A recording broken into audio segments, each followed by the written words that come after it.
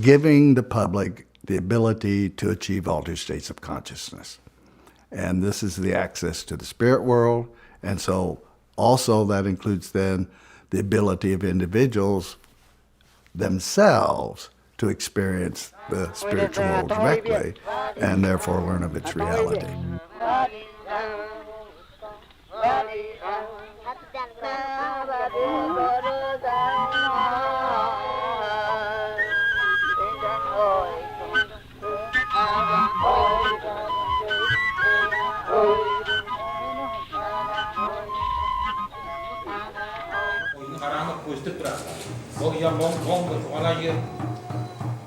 Shamanism is a spiritual practice that's found virtually all Shamanism over the has world. been misunderstood in modern times because it's Very far associated back with in time. We don't antiquated know ways exactly of thinking how and far back. superstition, but the reality is that it was shut down primarily by colonialism and by organized religion.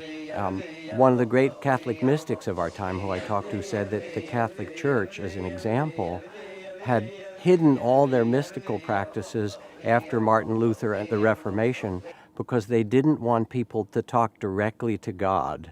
They needed people to go through the intermediaries of the priests and the church. And the church was the one that could intermediate between the upper world and the lower world and sell indulgences, but nobody else could.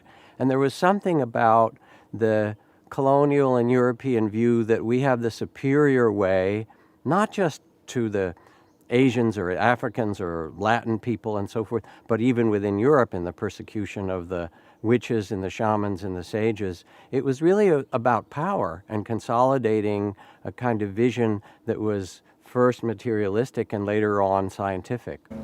Somewhere along the line, he made a kind of a paradigm decision and came to saying, no, spirits are real. That's it, forget it. I'm no longer going to pussyfoot around here and call it a metaphor or something else. He said, I call it a metaphor, yeah, for what? Spirits are real just like you and I are real. And just because you can't see them in your ordinary condition, that doesn't prove anything. There's lots of things you can't see in your ordinary conditions. But you can work with them, you can know them. And this is profoundly significant. Really, he's opening up the world of our ancestors to people and, contemporary people. And the use of the journey work and the use of shamanism to help heal. I guess we could speak about it. It's almost like a meditation, but it's a very active meditation. And so you're working with the spirits, and so it's bringing the spirits to people. The spirits we work with are compassionate spirits, but they no longer, as spirits, can effect changes without a medium or a middleman or middle person, middle woman, that acts as the midwife between realities. The people who see spirits are people who are able to alter their consciousness, their states of consciousness. And that's what it's all about. The spirits exist at a different level of consciousness, and we have the ability to access that level. Shamans were the first practitioners to utilize altered states of consciousness in a therapeutic, systematic manner. They were able to devise techniques such as drumming, dancing, music, psychedelics, to deliberately enter trance states.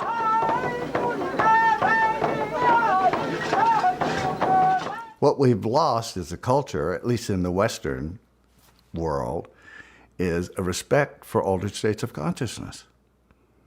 This used to be a very common thing. Every culture throughout history has respected altered states of consciousness, have had rites and rituals for achieving that. And we swept it all under the rug with a materialistic view of reality.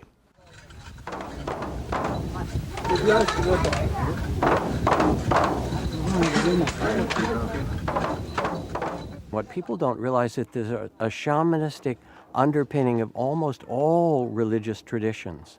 There were Christian shamans who were doing, and still are, healings and opening the gates between the world. There's that in the Sufi and the Islamic tradition, and Buddhism is full of it. I was in the 1960s living in a remote area between Laos and Thailand, and these old Tudanga monks would come out of the forest with their bags of roots and herbs and set up a tent and offer readings and healings and psychic connections. My own teacher's teacher was one of those who, like Milarepa in Tibet, would go to these remote valleys and make peace with the demons in the caves and pacify the spirits and give them a sense that they could find harmony in the natural world. It's full of this. Tibet, Thailand and Burma, Japan has the same tradition. We've forgotten, we kind of tend to cleanse these religious traditions and make them modern and somehow simple and even vaguely scientific and historical, but they're really ahistorical. In fact, their roots are in the human heart's desire to connect with something so much greater than ourselves, and they all have shamans. Shamanism is a spiritual ecology. You don't need to tell anybody about what they're going to find in their journeys. In their journeys, they're going to find themselves talking with animals, with plants, spirits of nature.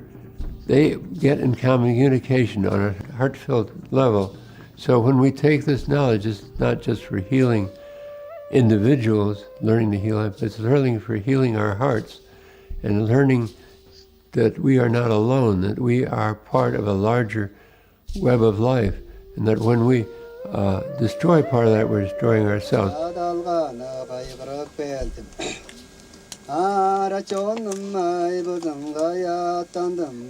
Michael Harner has talked about the idea of a spiritual ecology, a fundamental knowing that everything is alive, that everything deserves respect, and at some level everything is, if you will, sacred and deserves to be treated that way. The truth is that shamans and shamanism have always existed in cultures. They are the healers, the sages, the ones who live between the two worlds and can open them to you. And it scared people. But now we need them more than ever.